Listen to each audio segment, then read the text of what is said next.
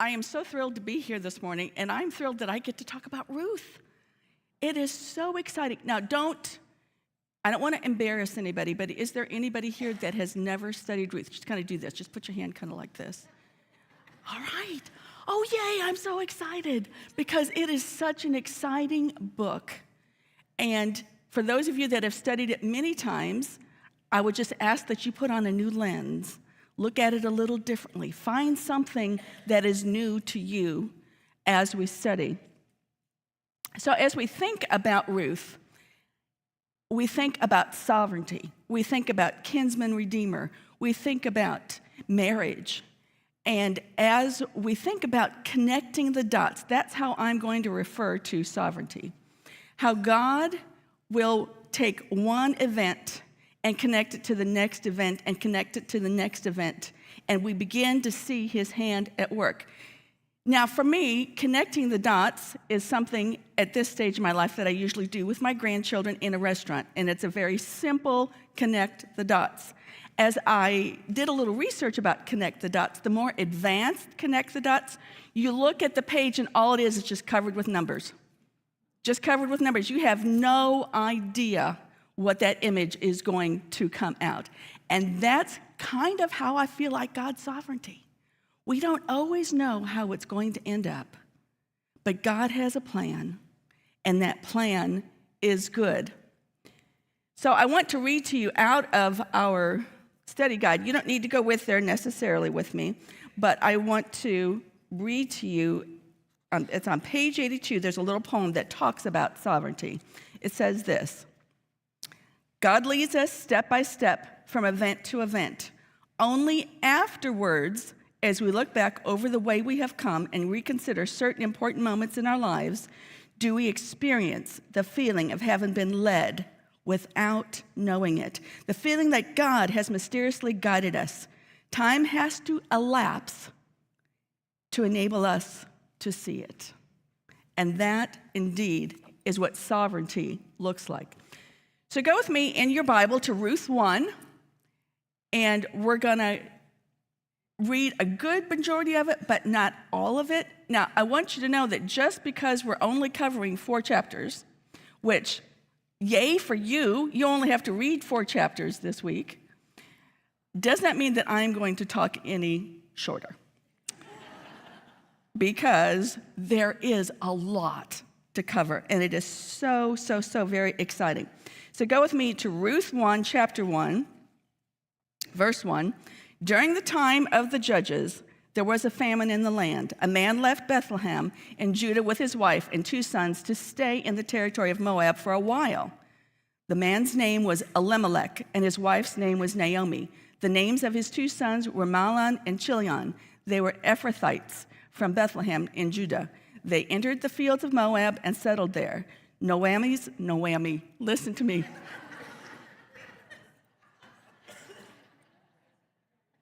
We may just call her that the rest of the day. No.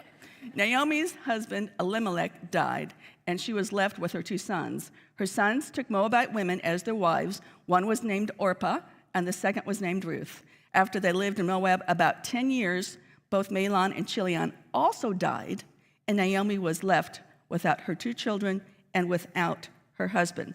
So as we look at those first 5 chapters, that pretty much is the background of Ruth. We get a lot of information in those first 5 chapters. And I think one thing that we really need to know about it is that it happened during the time of Judges. And I love that you just got done discussing Judges to know that it was not necessarily a happy time. It was going through those sin cycles after sin cycle. It can be a little depressing. But we also need to remember that it's in God's kindness and his goodness to us that he allows us to see our sin so that we can make our way back to him. And as we all know, it's pretty much like the Judges. It's over and over and over again that we go back to him and asking for forgiveness. But we have this little ray of sunshine in Ruth, and I'm so excited about it. But it does say that they did what they thought was right in their own eyes. So we see this man leaves Bethlehem with his family, right? And they go to Moab for a while. Now, as we've been studying the past several weeks, do you see a problem with this? Like Moab, they were their enemies, and yet they decided that God was not going to provide for them because there was a famine. So they leave the promised land and they go to Moab. A couple of other problems I see is there is no mention that Elimelech ever sought the Lord in that plan. Again, they did whatever they thought was right in their own eyes. And they intended to only stay a little while. But there was the famine, and they stayed. So while they were in Moab, Elimelech dies.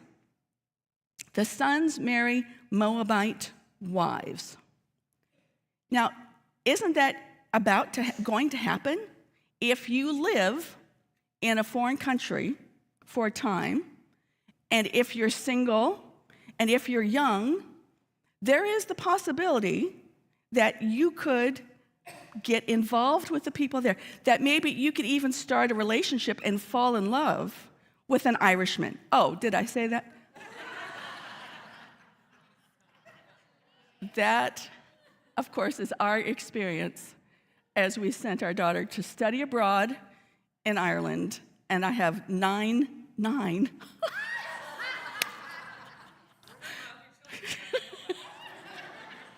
I have 3 fantastic grandchildren to prove, Irish grandchildren to prove that fact, and I just adore them. But when we sent her to study abroad, we had one rule. No Irish boys. Not that we have anything against Irish boys, because we certainly do not, but we knew what would happen. We knew that they would stay, either in one place or the other, right? So for 9 years, that's where the 9 was. So for 9 years, they were in Ireland, and God in his providence, which I never thought would happen, brought them back, moved them being 3,874 miles away to half a mile away in his providence. But think about these Israelites. You know, they knew that they were not supposed to go into enemy territory, especially not marry, because they would be influenced by what they would worship. Fortunately, our Irish young man loved Jesus with all of his heart, and that was not an issue. But it could have been, and it certainly would have been in that time, because there were very few states, very few territories that worshiped God. So there was that problem. The sons die over time. I think they stayed a little longer than they intended to stay. 10 years is what the scripture tells us. So that leaves Naomi without protection, provision, or possessions. There we have 3 widows and 3 graves. So she and her daughters-in-law decide to return to Israel. Go with me in verse 8. It says, Naomi said to them, each of you go back to your mother's home. May the Lord show kindness to you as you have shown to the dead and to me. May the Lord grant each of you rest in the house of a new husband. She kissed them, and they wept loudly. They said to her, we insist on returning with you to your people. But Naomi replied, return home, my daughters. Why do you want to go with me? Am I able to have more sons who would become your husbands? Return home, my daughters. Go on, for I am too old to have another husband. Even if I thought there was still hope for me to have a husband tonight and to bear sons, would you be willing to wait for them to grow up? Would you restrain yourselves from marrying? No, my daughters, my life is much too bitter for you to share, because the Lord's hand has turned against me. Again, they wept loudly, and Orpah kissed her mother-in-law, but Ruth clung to her. Now, let's stop and take a look at what has just happened. If you're reading this for the first time, you're like, I don't get this. What does she mean that she would have another child for them to marry when they're already, probably 20-ish? How would that happen? There is something that's called the Levirate law. And to our Western ears, it sounds very unusual. but lever means brother-in-law. So this is what would happen. It's from Deuteronomy 25, 5 through 10. When brothers live on the same property and one of them dies without a son, the wife of the dead man may not marry a stranger outside the family. Her brother-in-law is to take her as his wife, have sexual relations with her, and perform the duty of a brother-in-law for her. The first son she bears will carry on the name of the dead brother, so his name will not be blotted out from Israel. But if the man doesn't want to marry his sister-in-law, she is to go to the elders at the city gate and say, "My brother-in-law refuses to preserve the brother's name in Israel. He isn't willing to perform the duty of a brother-in-law for me." The elders of the city will summon him and speak with him.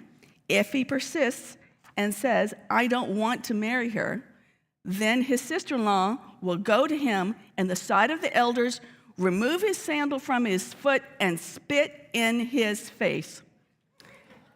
Then she will declare, "This is what is done to a man who will not build up his brother's house." And this family name in Israel will be the house of the man whose sandal was removed.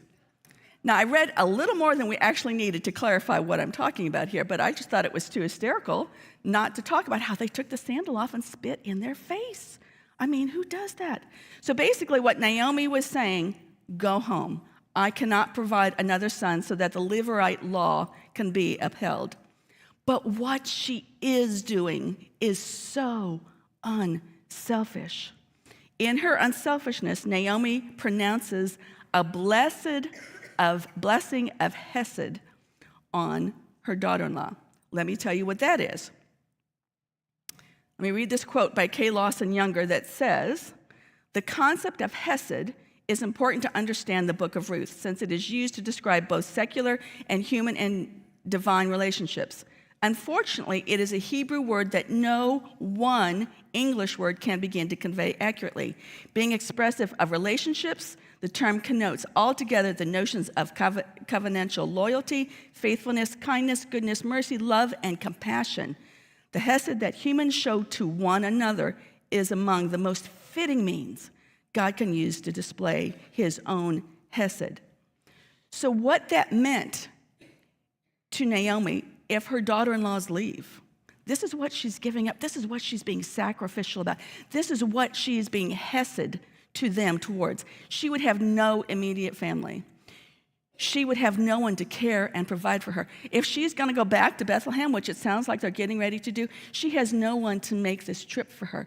But because her daughter-in-law's best interest was in the furthermost of her mind, she was willing to do that. She was willing to show Hesed to her daughters-in-law. So we see that Orpah goes home, but Ruth clings to her mother-in-law, and that's the exact word that's used in Genesis 2:24, where it says, where a man leaves his mother and father and cleaves to his wife. She was so deeply attached to her mother-in-law. Think about what they've been through, the loss that they've had. So they were tight, and she does not want to leave her mother-in-law. She is deeply attached. Tim Keller expresses that it is this show of Hesed by Naomi that causes Ruth to find faith in God. As we read in chapter 1, verses 16 and 17, the most famous verse in all of Ruth. But Ruth replied, "Don't plead with me to abandon you or to return and not follow you. For whether you go, I will go, and wherever you live, I will live. Your people will be my people, and your God will be my God. Where you die, I will die, and there I will be buried. May the Lord punish me and do so severely, if anything but death separates you and me." What a promise. Now, this is in the context of a daughter-in-law to a mother-in-law, but any relationship that has these kind of words spoken to each other, what a commitment, what devotion is that? And so we see in these few words that Ruth becomes a follower of God. Because she has seen Naomi express that Hesed love, she wants that. Who else is she seeing God from where she lives in Moab? Nobody. Only Naomi. And it's through that love that Ruth comes to know her God. Now, Naomi's not perfect. As they get to Bethlehem, she says, I want to change my name. I want it to be something that means bitter, because that's how the Lord has dealt with me. She's not perfect, but she's very real. She's very real in her grief and what she's experiencing. And she gets there, and maybe she's regretting now ever having left.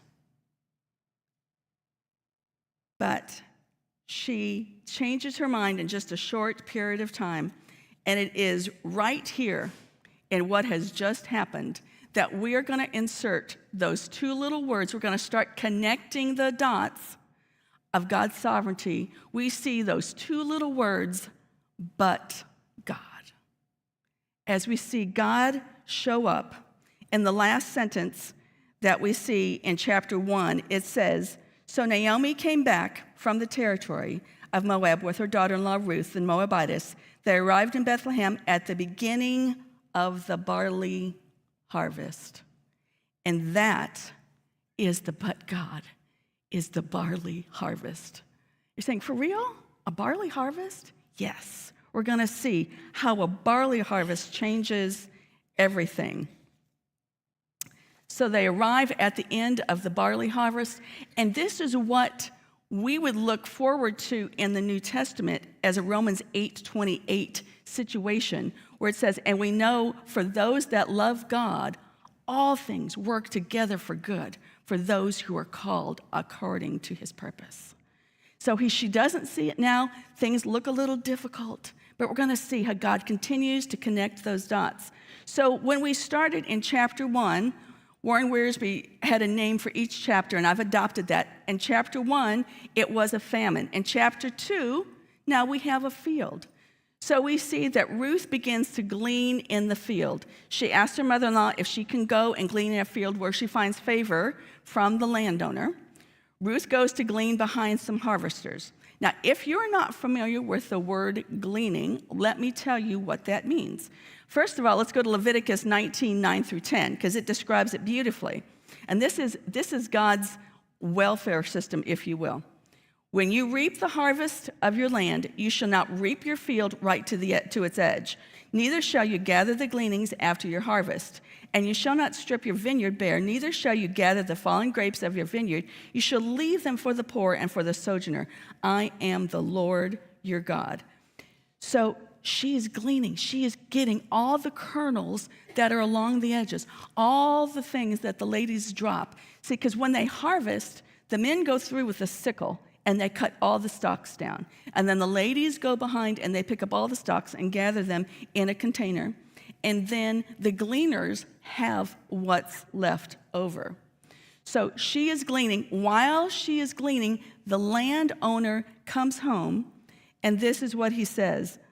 He addresses all of them, and he says, "The Lord be with you." So that gives you an idea of what kind of man this is already, right? The Lord be with you. And then, in my mind, this is how this next part played out. Not sure, this is just the Janet Roark interpretation, is that he starts to turn away, and he sees Ruth. And he goes, "Wait, what?" And he turns around and turns to his overseer and says, "Who is that woman in the field?" Or maybe he said, "Who is that woman in the field?" We don't know exactly how he might have said it, but she caught his eye immediately. Read with me in verse 6 of chapter 2. It says, "The servant answered, 'She is the young Moabite woman who returned with Naomi from the territory of Moab.'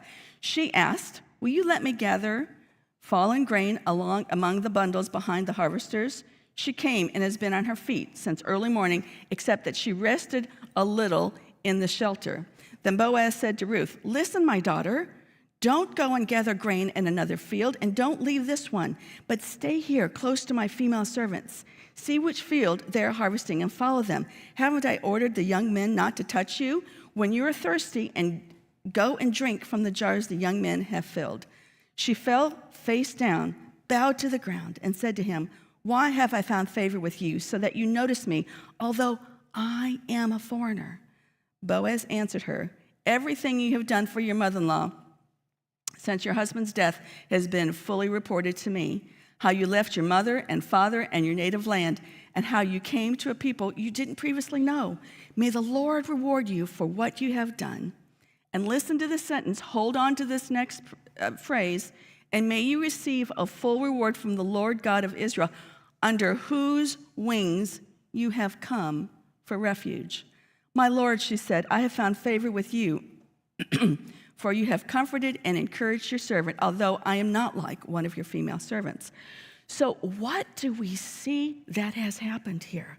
We see that Boaz pronounces hesed over her by all the blessings that he said to her, about all the things he's heard about her. And she, in return, says the same thing. Boaz invites Ruth to eat with them, tells the harvesters to let her gather with the other women. So what that means now is she is not just gleaning from the edges. She is now able to be right there in with the women, picking up the bundles, right? So it's not just a little bit she's gathering a lot at this time.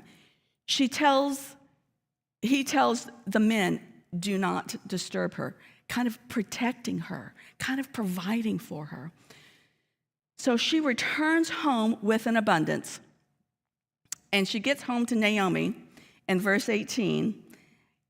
And she says this, she picked up the grain and went into the town where her mother-in-law saw what she had gleaned. She brought out what she had left over from her meal and gave it to her. Her mother-in-law said to her, where did you gather barley today, and where did you work? May the Lord bless the man who noticed you. Ruth told her mother-in-law, whom she had worked with, and said, the name of the man I worked with today is Boaz. Then Naomi said to her daughter-in-law, may the Lord bless him, because he's not abandoned his kindness to the living or the dead. Naomi continued, the man is a close relative. He is one of our family redeemers. Ruth the Moabitess said, he also told me, stay with my young men until they have finished all of my harvest. So Naomi said to her daughter-in-law Ruth, my daughter, it is good for you to work with his female servants, so that nothing will happen to you in another field. Ruth stayed close to Boaz's female servants and gathered grain until the barley and the wheat harvest were finished, and she lived with her mother-in-law. And in this protection, we saw very clearly here, she is from another country. She's from a country that people don't like. And here Boaz is being sure that she is protected, that she has everything she needs. One of the reasons maybe he feels this way, that he is so protective over her, do you remember who his mother was? We just read about her recently. His mother was Rahab, the prostitute in Joshua. So he knows, he's heard the stories firsthand from his mom about living in another country. And here we see him providing protection for Ruth. What a special story that is. So we find out that she's been working in Boaz's field the whole time, and he is the kinsman redeemer. Naomi is so impressed with the way that he's treating her and allowing her to be safe in the fields. And as we've read this, maybe you're asking the question, so what does that mean? What does a kinsman redeemer mean? Well, the importance of that is in Israel, they needed to keep the land. They wanted the land for each of their tribes and each of their families. So if the land was sold or forfeited, the kinsman redeemer had the first right of refusal to get the land back. The Hebrew word for that is goel. And goel means redeem, buy back, recover, restore. And a great example of that is when Yahweh took the people of Exodus out of Egypt. He was their kinsman redeemer, because we see that he was related to them, right? He was their father, right? And he was their deliverer. So the kinsman redeemer had to have three qualities. One, needed to be related, had to be a family member, must be able to buy back the land of a family member and to keep their inheritance in the family, and they must be willing. Those are the three really important things that a kinsman redeemer needed to have. So we see at the end of the chapter, Ruth continues to glean until the barley and wheat harvests are finished. And this may seem insignificant and something we can read right through, except what did that mean? She was there the whole time. The barley harvest started in March or April, the 1st of April, and went through May time frame, maybe the end of May, and then wheat would have started in May and gone through June, sometimes a little later. So she may have been here about 4 to 6 months. Well, 4 to 6 months, one, she's built community by this time, right? She's in the field every day with those women picking up the harvest. And we know that in the beginning, she had lunch with Boaz. Did they have lunch every day? We don't know the situation there, but we can guess they spent a lot of time together. And so they began to see what each other's character is, right? They began to understand things about each other. They began to encourage and know one another. And I love that Boaz provided that for her, provided a community for her. So in chapter 3, we have a floor. So chapter 1 was a famine. Chapter 2 was a field. Chapter 3 is a floor. And it starts out, Ruth's mother-in-law, Naomi, said to her, "My daughter, shouldn't I find rest for you so that you will be taken care of?" So that word rest means this.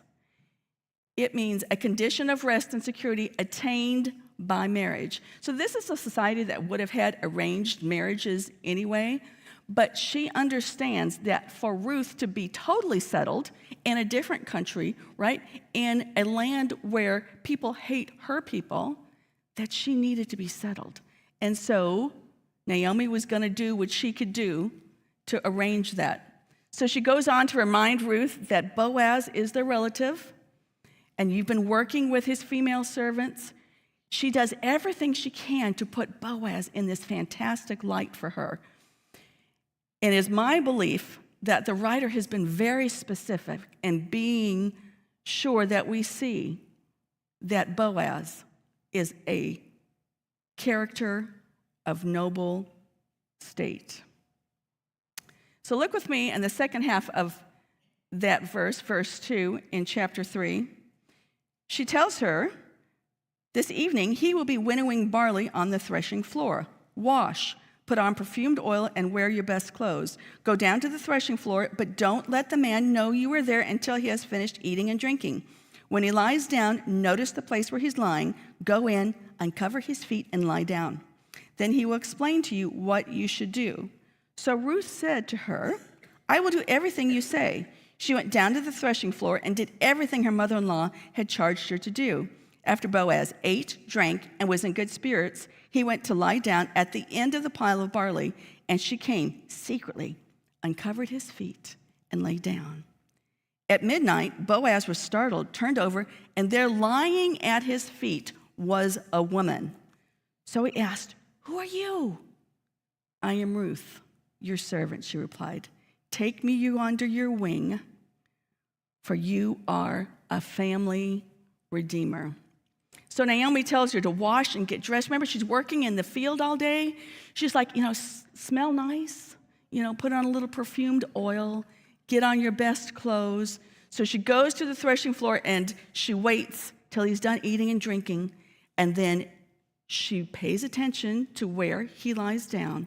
And then she goes and she lies at his feet, and uncovers them. I want you to notice as we've read this, that nothing inappropriate is being indicated at all. We have seen the characters so far of Ruth and Boaz. And we see that lying at his feet was a sign of submission, a sign of servanthood, which is validated when he asks who you are. She says, "I'm Ruth, your servant." So she continues to show that. And we saw back in chapter 2, she said the same words to him, "I am your servant." So my interpretation is that Naomi told her some very practical things. Watch where he lies down, because there's not going to be a light in there, right? Because the dust from grain is very flammable. So there's not going to be a candle. She's not going to be able to see. It's midnight, right? So she needs to be very careful. She needs to see where he is. We don't know if there are other people on the threshing floor as well. Don't want to lay, in the wrong place. So she finds him. She goes and she lays at his feet and uncovers his feet so that he will gently wake up. There wasn't any, giving him a little shake. It was allowing him to wake up because he would start to get chilly. The writer has taken great care in telling us that Ruth and Boaz are noble characters. I think reading anything outside of that would go beyond what the text indicates. So she does everything Naomi suggests. And at midnight, he wakes up and notices the woman at his feet. And Ruth says, I am your servant. Take me under your wing. Remember, we saw that already, right? She said that already.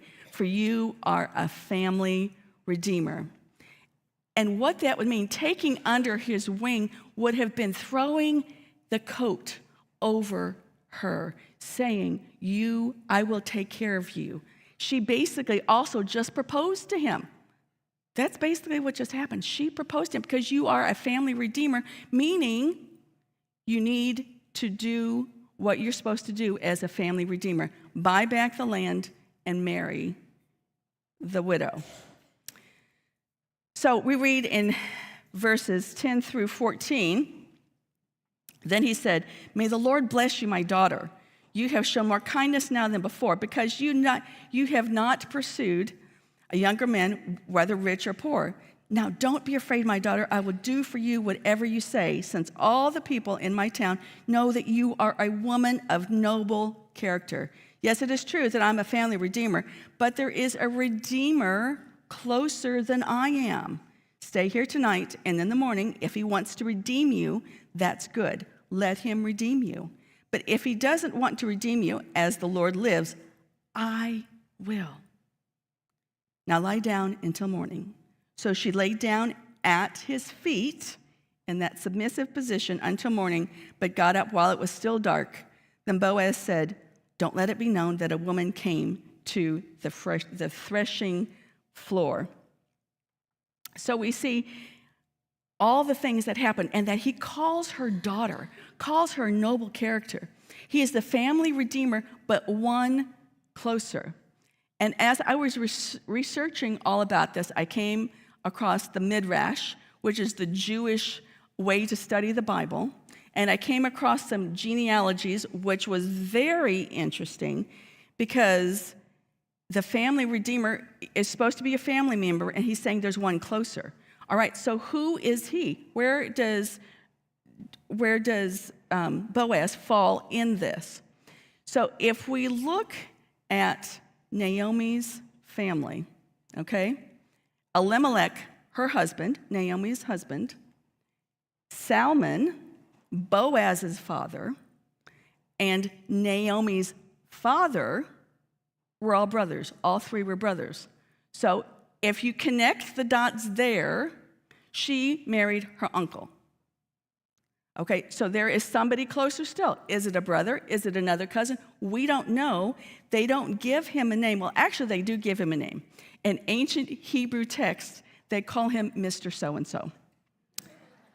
Because they apparently didn't want for anybody to know his name. So we see that she leaves and she brings the shawl to him. He asks, Bring me your shawl. And he fills it up with barley, sends it on her way to her mother-in-law. And so she gets to her mother-in-law in verse 16, and she says, What happened, my daughter? Then Ruth told her everything the man had done for her. And then at the end of this chapter, she reminds Ruth that he will do what he says he will do. You will find out this day what your future will look like. So chapter 4 is called a family. We had a famine, a field, a floor, and now a family. Now the question is, though, who is it going to be in this family? Is it going to be Ruth and Boaz, or is it going to be Ruth and Mr. So-and-so? We do not know because that hasn't been decided yet. Read with me chapter 4, 1 through 4. Boaz went to the gate of the town and sat down there. The gate would have been not a gate like we think that allows people in and out, and it did accomplish that, but it was where people met. It was where judicial matters took place. It was where decisions were made. So they're at the gate of the town and sat down there. Soon the family redeemer Boaz had spoken about came to him. Boaz said, "Come over here, Mr. So-and-so, and sit down." So he went over and sat down. Then Boaz took 10 men of the town's elders and said, "Sit here." And they sat down. He said to Mr. So-and-so, "Naomi, who has returned from the territory of Moab, is selling the portion of the field that belonged to our brother Elimelech. I thought I should inform you. Buy it back in the presence of those seated here and in the presence of the elders of my people. If you want to redeem it, do it. But if you do not want to redeem it, tell me, so that I will know, because there isn't anyone other than you to redeem it, and I am next after you. I want to redeem it," he said. So this is not exactly how we thought things would go, right? We didn't think that he would say those things, but he does. You could have heard a pin drop as he said that. But I imagine that Boaz could have been a lawyer, because the way he set this whole thing up, it was ingenious, the way that he did that. So continue on with me. Then Boaz said, "On the day you buy the field from Naomi, you will acquire Ruth, the Moabitess, the wife of the deceased man, to perpetuate the man's name on his property." The Redeemer replied, Mr. So-and-so replied, "I can't redeem it myself, or I will ruin my own inheritance. Take my right of redemption, because I can't redeem it." Woohoo! At the earlier period in Israel, a man removed his sandal, and they would have contracted the way we talked about as I read to you earlier. They would have taken the sandal off. Go with me to verse 8. So the Redeemer removed his sandal and said to Boaz, "Buy back the property yourself." Boaz said to all the elders and the people, "You are witnesses today that I am buying from Naomi everything that belonged to Elimelech, Chilion, and Mahlon. I have also acquired Ruth the Moabitess, Mahlon's widow, as my wife, to perpetuate the deceased man's name on his property, so that his name will not disappear among his relatives. And from the gate of his hometown, you are witnesses today."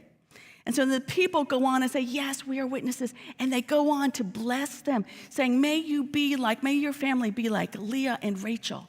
You know, Leah and Rachel were the mothers that birthed all of Israel. They birthed the 12 tribes.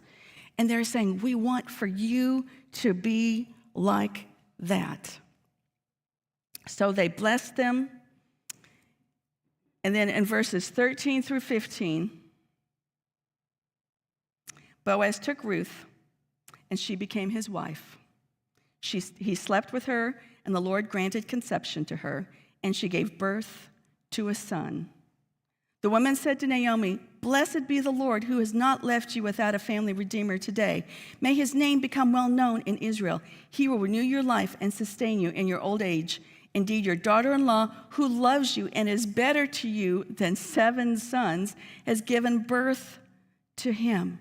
And as we look at the rest of the chapter, we see that genealogy of Jesus. We see in verses 21 where it says, Salmon fathered Boaz. Boaz fathered Obed. Obed fathered Jesse. And Jesse fathered David, the grandfather of our kinsman redeemer. What a glorious story. How God connected the dots through each person that we read about, through each situation that we saw. Because of a famine, we see God's sovereignty. Because of a death, because of a barley harvest, because of the provision of gleaning that was written over 300 years prior. Because Ruth and Boaz were the direct relative to King David, and they were from Bethlehem. What does that mean? That means when Mary and Joseph were having Jesus, they had to go to Bethlehem. I love how God is connecting those dots. We see his sovereignty because of devotion, goodness, loyalty, hesed. We see his sovereignty. And God's plan to bring all of his people to the Redeemer. Galatians 4:4-7 says this: when the time came to completion, God sent his son, born of a woman, born under the law, to redeem those under the law so that we might receive adoption as sons. And because you are sons, God gave the Spirit of his Son into our own hearts, crying, Abba, Father. So you are no longer a slave, a son. And if a son, then God has made you an heir. Jesus was our kinsman redeemer because, like Boaz, he was related. He's related to us, right? He became a man incarnate so that he could relate to us and also so that we would be related to him, right? We were adopted as sons.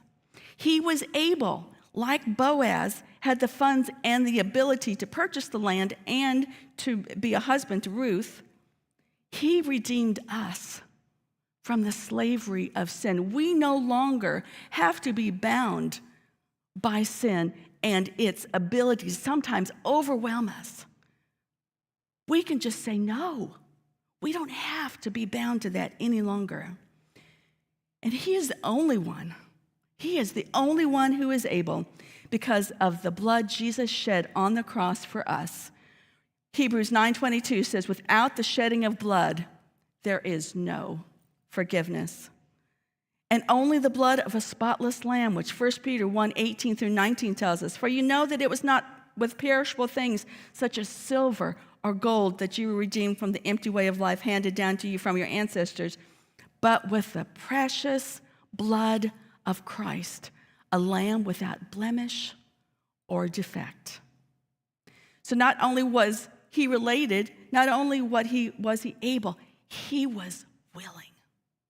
Jesus was willing to die for you and for me, to be our kinsman redeemer. By his death on the cross, he willingly gave up his life. Mark 10:45 tells us, for even the Son of Man did not come to be served, but to serve, and to give his life as a ransom for many. And John 10:18 tells us in Jesus' own words, no one has taken it away from me, but I lay it down on my own initiative. I have authority to lay it down, and I have authority to take it up again. This commandment I received from my Father. So as you think about your life, and as you think about all the dots in your life and how they are connected, you know, not until I had the opportunity to speak at an event that Stephanie asked me to speak at, but it was during the time of COVID and we had masks on, and I just kept saying, I did not hear that she'd asked me to speak at this event. And so about a week before, she said, so how's it coming? Are you ready to speak? And I said, to speak for what?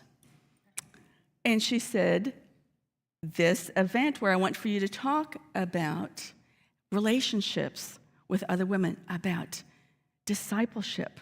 And I was like, I don't have anything. She said, how about we do it as an interview process? So we did that. She asked questions, I answered them.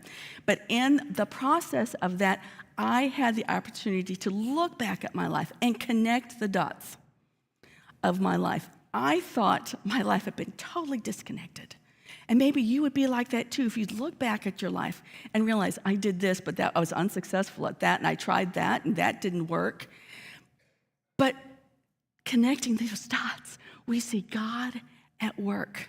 How God took me, the nightmare of a teenager, and I mean that literally, I was a nightmare to my parents, to take that to be someone teaching the Bible? Never. That does not happen.